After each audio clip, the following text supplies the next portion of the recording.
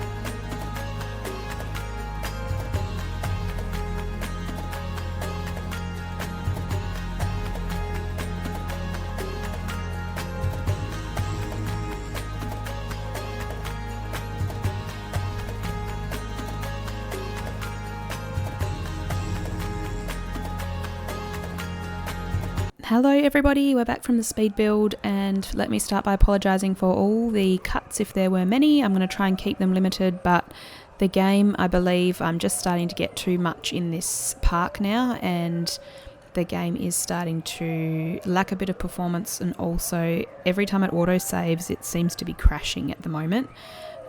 So I had it auto-save about 7 or 8 times during that speed build, and every time it saved it crashed. So I will report that, but it just became really frustrating trying to actually build while it was consistently crashing. However, here we are, we have done it.